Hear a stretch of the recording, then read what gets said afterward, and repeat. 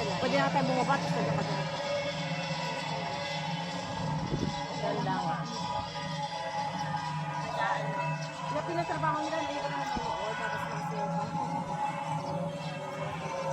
Sinasiyaw ka pero wala na.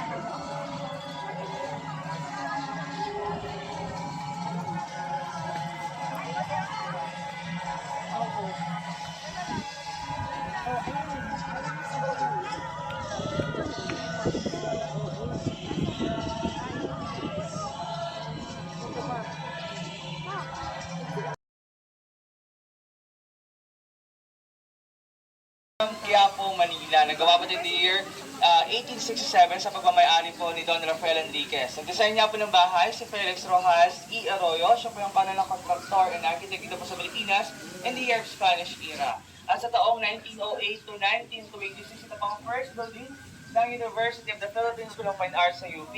At ilan po sa mga national artists po dito sa Pilipinas, dito po sila nagmula or nanggaling.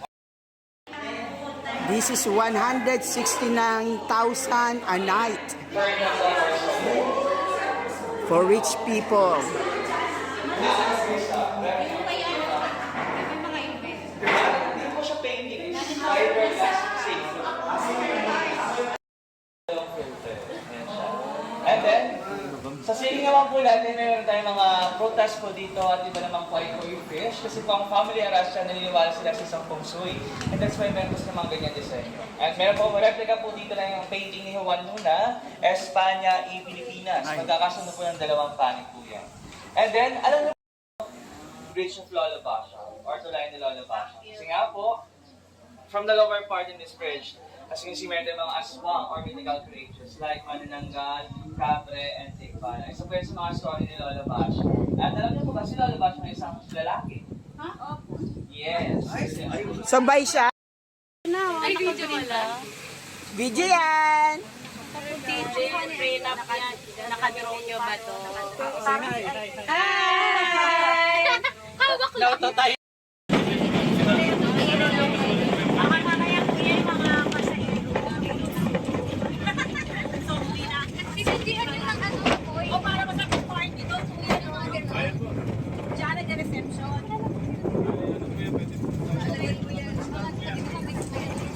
Nakasakay po kami sa train.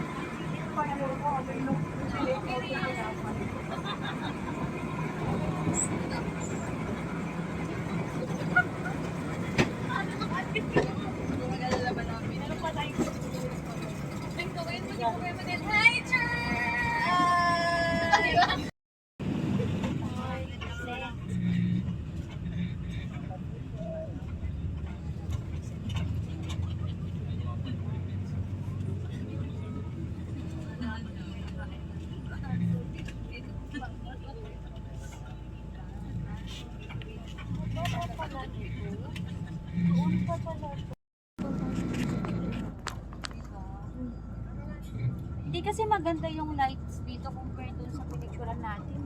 Sa dulo. Sir, ayun yung dulo. Pwede nata tayo sumakit tapos mag-picture lang dyan. Yan saan? Tapos natulog. Nagbigay ka